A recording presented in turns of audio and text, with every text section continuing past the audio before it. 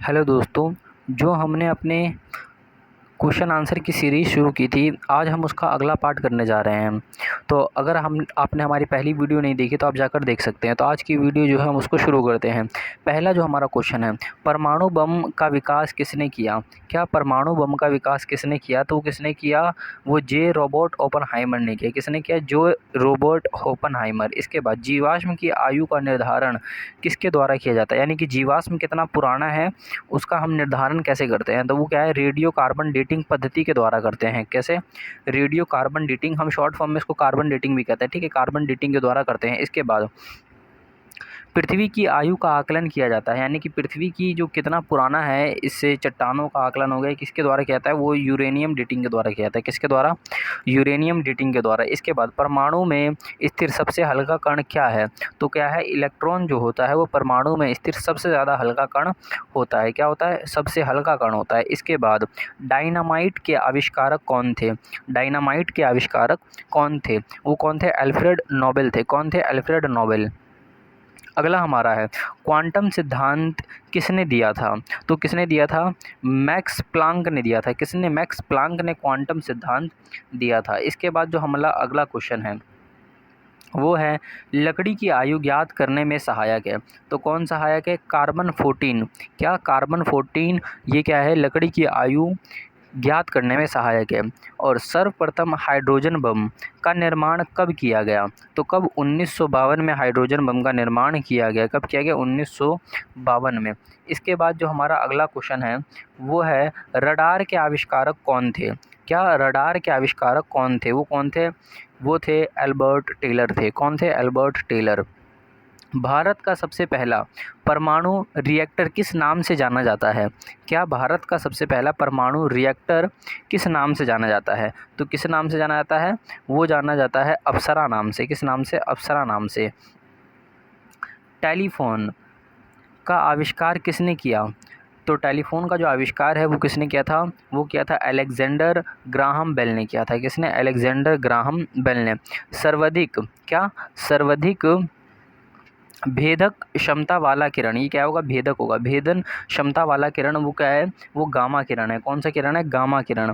कौन सा किरण है? गामा किरण सबसे ज़्यादा जो भेदक है वो है। न्यूट्रॉनों की खोज किसने किया था? तो किसने किया था? पाउन जो एक व्यक्ति था नाम का, उसने न्यूट्रॉनों की खोज की थी।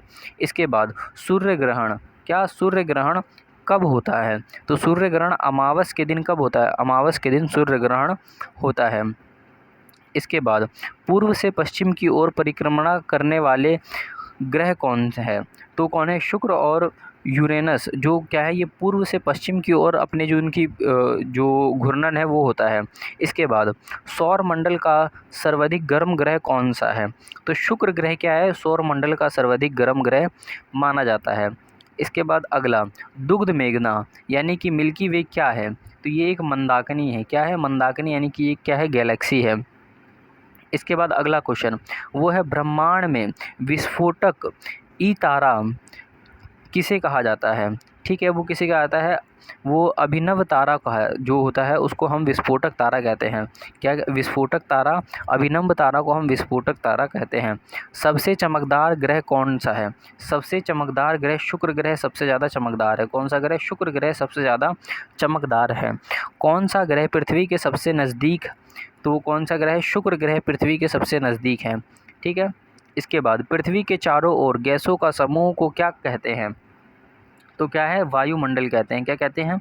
वायुमंडल हम कहते हैं। हमारी आँखों से दिखने वाला क्षुद्र ग्रह कौन सा है? तो कौन सा है? वो जो है हमारा वो है चार वेस्ता है। क्या है? चार वेस्ता, जो हमारी आंखों से, नग्न आंखों से भी हम देख सकते हैं। इसके बाद वह ग्रह जो सूरज पश्चिम में उगता है, वह ग्रह जहाँ सूरज क्या होता है? पश्चिम में उगता है, वो कौन सा है? अरुण और शुक्र ग्रह है। कौन सा ग्रह है? अरुण और शुक्र ग्रह।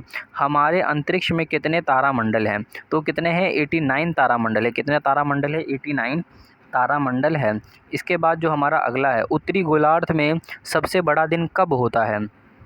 तो सबसे बड़ा दिन होता है वो हमारा कब होता है? 22 जून को होता है। कब? 22 जून को होता है। इसके बाद अगला, शाम का तारा किस ग्रह को कहा जाता है? तो शुक्र ग्रह को शाम का तारा कहा जाता है। और भोर का तारा किस ग्रह को कहा जाता है? तो ये भी क्या है? शुक्र ग्रह को ही कहा जाता है। इसके बाद हमारा जो अगला क्वेश्चन है, शनि ग्रह के उपग्रहों की संख्या कितनी है?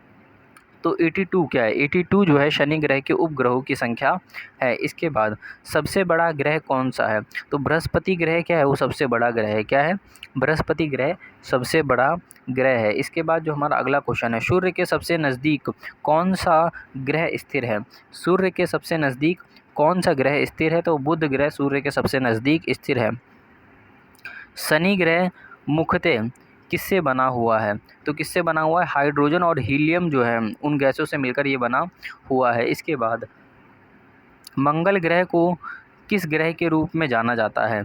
तो लाल ग्रह के रूप में हम क्या मंगल ग्रह को जानते हैं। किस ग्रह के रूप में? लाल ग्रह के रूप में हम मंगल ग्रह को जानते हैं। इसके बाद किस माध्यम का प्रयोग कर कर भारत ने सर्वाधिक माल का परिवहन किया जाता है?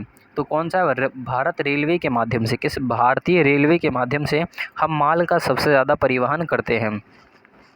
भारत का सबसे बड़ा सार्वजनिक उपकरण कौन सा है? तो कौन सा है? भारतीय रेलवे है। कौन सा है? भारतीय रेलवे है। इसके बाद जो हमारा अगला क्वेश्चन है वो है, कोलकाता की भूमिगत रेलवे का लंबाई कितनी है?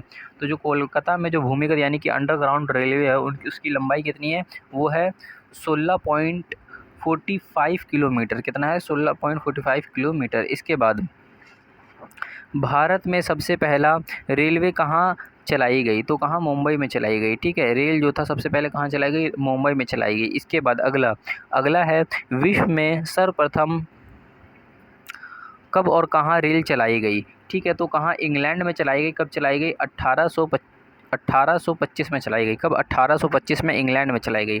भारत में सबसे पहले विद्युत इंजन का निर्माण कब शुरू हुआ? तो विद्युत इंजन का निर्माण कब शुरू हुआ? 1971 में शुरू हुआ। कब? 1971 में शुरू हुआ। इसके बाद भारतीय रेलवे बजट को मूल बजट से अलग कब किया गया? तो 1924 में। कब? 1924 में ये किया गया। भारत में रेल दिवस कब मनाया जाता है? तो भारत में रेल दिवस की अगर हम बात करें वो कब मनाया जाता है? वो मनाया जाता है 16 अप्रैल को। कब? 16 अप्रैल को हम रेल दिवस मनाते हैं। भारत के सबसे दक्षिणी छोर पर कौन सा रेलवे स्टेशन है? तो कन्याकुमारी है। कौन सा है? कन्याकुमारी। इसके बाद हमारा अगला क्वेश्चन है, भारतीय रेल का सबसे बड़ा आय स्रोत क्या है? तो वो क्या है? वो है मालगाड़ी जो होती है उसको, जो मालगाड़ी होती है वही क्या है? भारतीय रेलवे का सबसे बड़ा आय का स्रोत है। इसके बाद भारत में सर्वप्रथम रेल शुरू करने का श्रेय किसे जाता है? तो किसको जाता है? डलहौजी को जाता है। किसको जाता है? डलहौजी को। इसके बाद डीजल कोलोमोटर वर्क्स की स्थापना कब की गई? तो कब की गई? वो की गई 1964 में की गई। कब की गई? 1964 में। इसके बाद देश में सबसे पहले बुलेट ट्रेन कहाँ से कहाँ तक चलाई गई? तो मुंबई से अहमदाबाद के बीच में चलाई गई। इसके बाद जो हमारा अगला क्वेश्चन है वो है, भारत का सबसे लंबा रेलवे प्लेटफॉर्म कौन सा है? तो कौन सा है? गोरखपुर। कौन सा? गोरखपुर जो प्लेटफॉर्म है भारत का वो सबसे लंबा प्लेटफॉर्म है। भारतीय रेल का स्लोगन क्या है? भारतीय रेल का स्लोगन क्या है? वो क्या है? राष्ट्र की जीवन रेखा। क्या है? राष्ट्र की जीवन रेखा। इसके बाद मोहनदास करमचंद गांधी का जन्म कब और कहाँ हुआ? तो कब हुआ? ये 2 अक्टूबर। क्या? 2 अक्टूबर में हुआ।